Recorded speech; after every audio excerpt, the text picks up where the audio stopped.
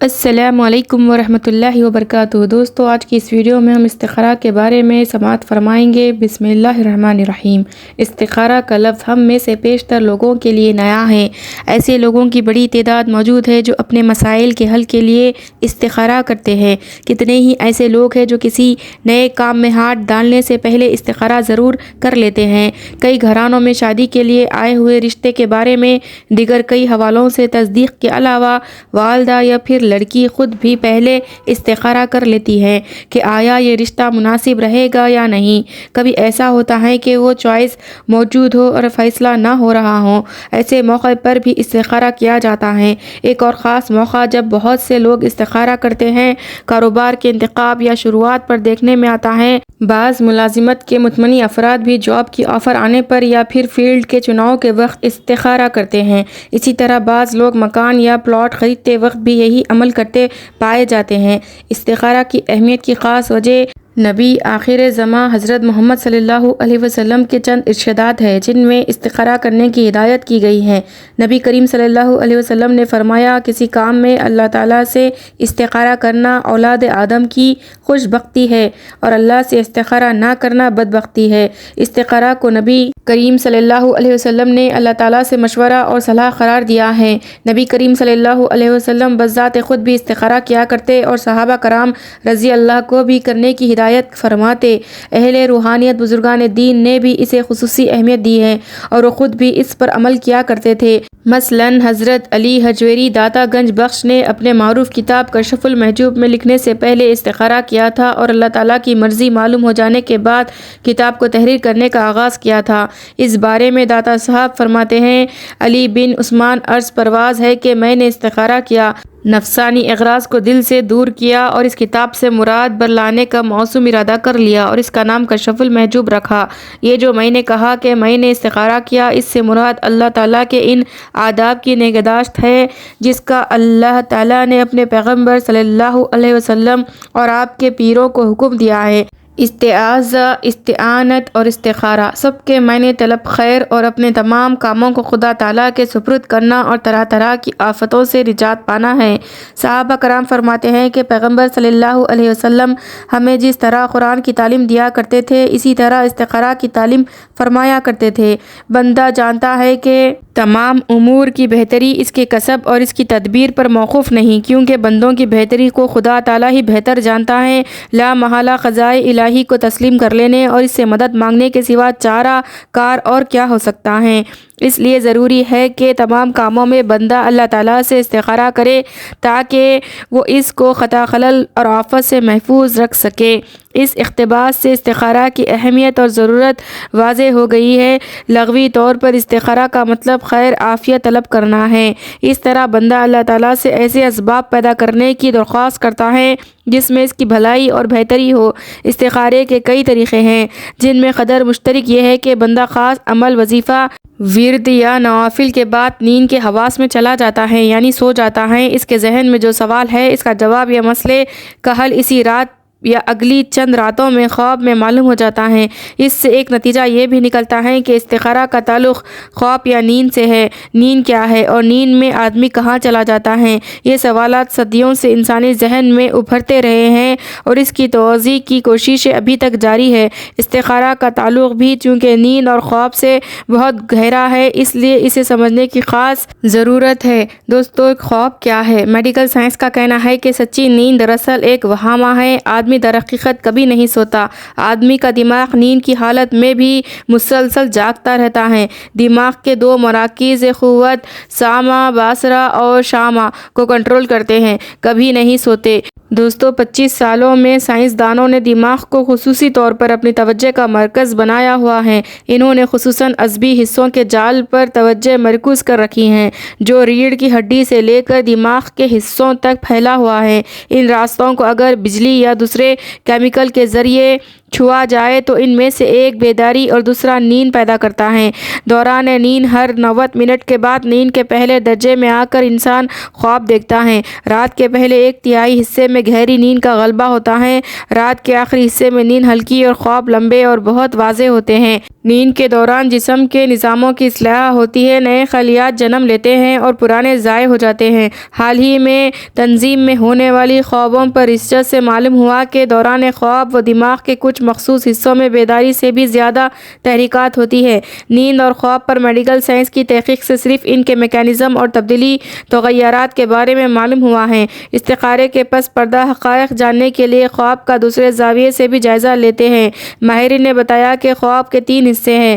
پہلی قسم کے خواب سمجھنے میں سادہ اور آسان ہوتے ہیں اور دوسری قسم کے خواب کسی حد تک قابل فہم ضرور ہوتے ہیں، لیکن ان میں تھوڑی سی پیچیدگی بھی ہوتی ہے۔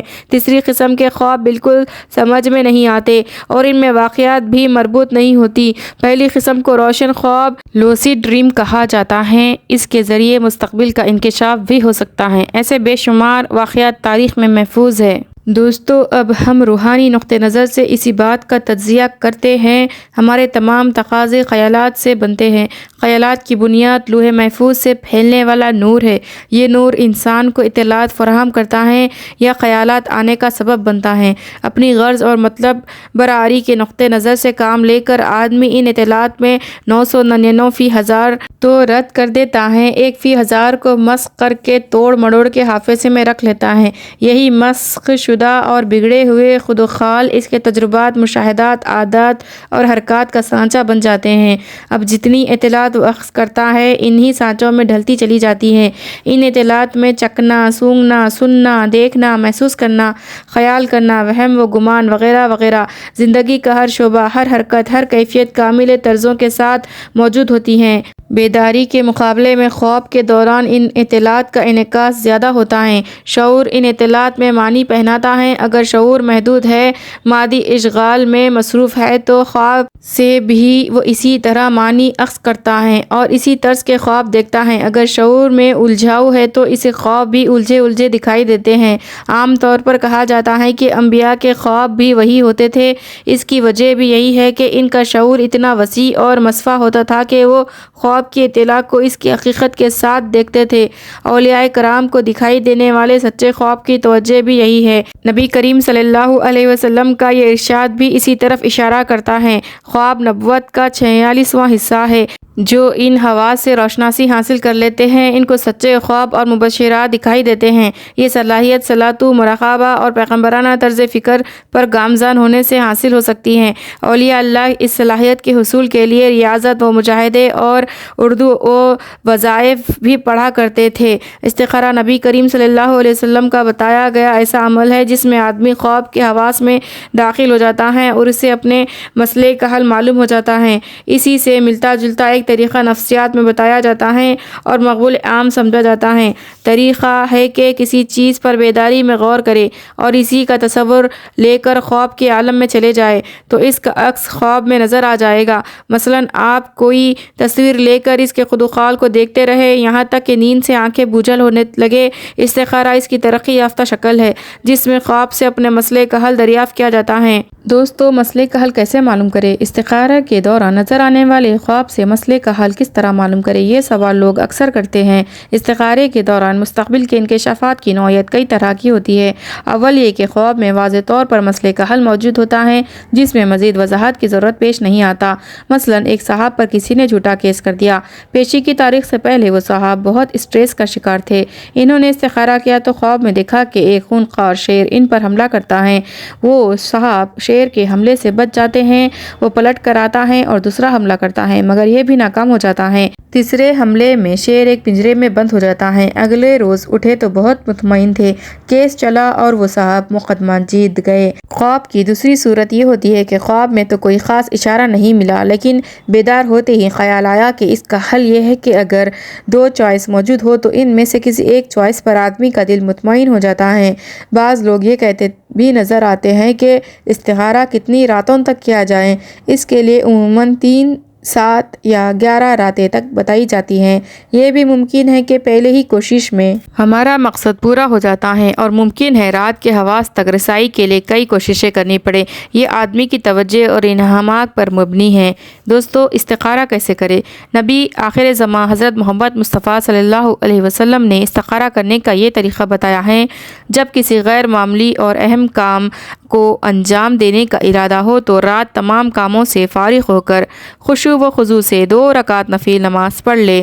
اس کے بعد یہ دعا پڑھے: اے اللہ، میں تیرے علم کے ذریعے تجھ سے بہتری طلب کرتا ہوں اور تیری قدرت کے ذریعے قوت طلب کرتا ہوں اور تیرے عظیم فضل و انعام کا تجھ سے سوال کرتا ہوں، اس لیے کہ تو اسے پورا کرنے کی قدرت رکھتا ہے اور میں قدرت نہیں رکھتا، اور تو ہی تمام پوشیدہ باتوں کا خوب اچھی طرح جاننے والا ہے۔ اے اللہ، اگر تجھے معلوم ہے کہ یہ کام میرے حق میں میرے دین کے اعتبار سے، دنیا کے اعتبار سے، انجام کے اعتبار سے، میری معاشی و آخروی زندگی کے اعتبار سے میرے حق میں بہتر ہے تو اس کو میرے لیے مقدر فرما دے اور آسان کر دے، پھر اس میں میرے لیے برکت بھی عطا فرما دے۔ اور اگر تجھے معلوم ہے کہ یہ کام میرے دین کے اعتبار سے، دنیا کے اعتبار سے، انجام کے اعتبار سے، میری معاشی یا آخروی زندگی کے اعتبار سے میرے حق میں بہتر نہیں تو اس کام کو مجھ سے دور کر دے اور مجھے اس سے دور کر دے، اور جہاں ابھی میرے لیے بہتر ہو اس کو مجھے نصیب فرما دے، مجھے اس سے راضی کر دے۔